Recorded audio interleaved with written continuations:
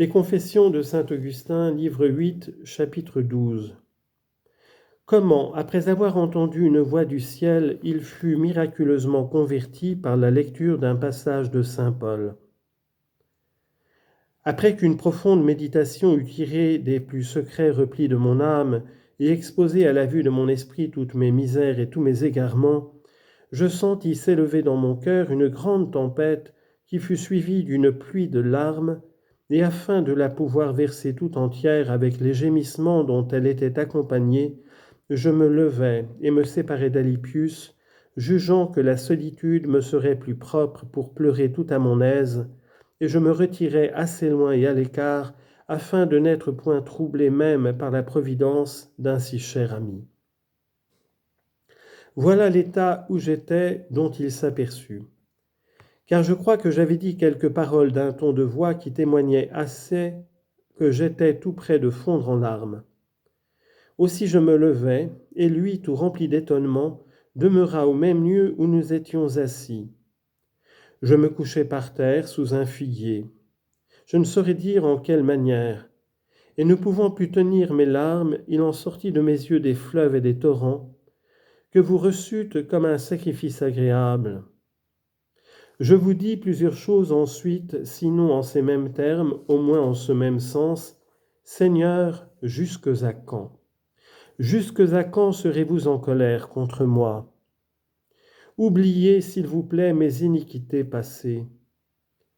Car je connaissais bien que c'était elle qui me retenait, et c'était ce qui me faisait dire avec une voix lamentable, jusques à quand? Jusques à quand remettrai-je toujours au lendemain? Pourquoi ne sera-ce pas tout à cette heure? Pourquoi mes ordures et mes saletés ne finiront-elles pas dès ce moment? Comme je parlais de la sorte et pleurais très amèrement dans une profonde affliction de mon cœur, j'entendis sortir de la maison la plus proche une voix comme d'un jeune garçon ou d'une fille qui disait et répétait souvent en chantant « Prenez et lisez, prenez et lisez ». Je changeai soudain de visage et commençai à penser en moi-même. Si les enfants ont accoutumé de chanter en certains jeux quelque chose de semblable, et il ne me souvint pas de l'avoir jamais remarqué. Ainsi j'arrêtai le cours de mes larmes, et me levai sans pouvoir penser autre chose, sinon que Dieu me commandait d'ouvrir le livre des épîtres de saint Paul et de lire le premier endroit que je trouverais, car j'avais appris que saint Ambroise, étant un jour entré dans l'église lorsqu'on lisait l'Évangile, avait écouté et reçu comme particulièrement adressées à lui ces paroles qu'on en lisait. « Allez, vendez tout ce que vous avez et donnez-le aux pauvres, vous aurez un trésor dans le ciel, et venez, suivez-moi. » Matthieu 19, 21. Et que par cet oracle qu'il entendit, il fut dans le même moment converti à vous. Je retournai donc aussitôt vers le lieu où Alypius était assis, parce que j'y avais laissé les épîtres de saint Paul lorsque j'en étais parti. Je pris le livre, je l'ouvris, et, dans le premier endroit que je rencontrai, je lus tout bas ces paroles sur lesquelles d'abord je jetai les yeux. Ne vivez pas dans les festins et dans l'ivrognerie, ni dans les impudicités et les débauches, ni dans les contentions et les envies, mais revêtez-vous de notre Seigneur Jésus-Christ. Et ne cherchez pas à contenter votre chair selon les plaisirs de votre sensualité.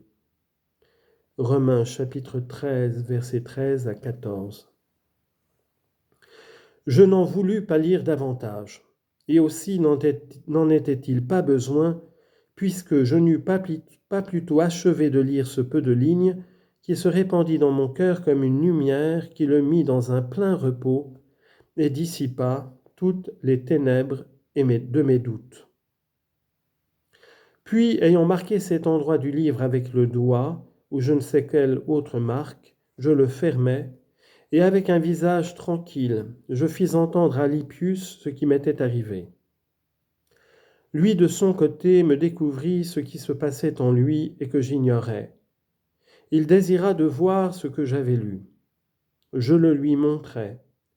Et considérant avec l'attention ce qui suivait dans ce passage, à quoi je n'avais pas pris garde, il trouva ces mots, « Assistez celui qui est faible dans la foi », ce qu'il prit pour lui et me le déclara aussitôt. Ainsi il se trouva fortifié par cette exhortation du Saint-Esprit, et sans hésiter ni retarder, il se joignit à moi par une bonne et sainte résolution, fort convenable à ses mœurs, qui depuis longtemps avaient été sans comparaison plus pures et plus réglées que les miennes. De là nous allâmes trouver ma mère, et lui ayant dit ce qui était arrivé, elle s'en réjouit. Nous lui contâmes ensuite de quelle sorte tout s'était passé, et elle en fut ravie. Elle tressaillait de joie et louait vos miséricordes, Seigneur, dont la bonté toute-puissante prend plaisir à surpasser, par la profusion de ses grâces, non seulement nos demandes et nos désirs, mais même aussi nos pensées.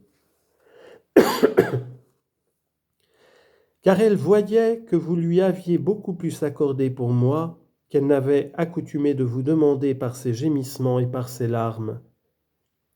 Puisque vous m'aviez converti à vous d'une telle sorte que je ne pensais plus à me marier et renonçais pour jamais à toutes les espérances du monde pour demeurer ferme dans cette règle de la foi où vous lui aviez révélé tant d'années auparavant que je serais avec elle.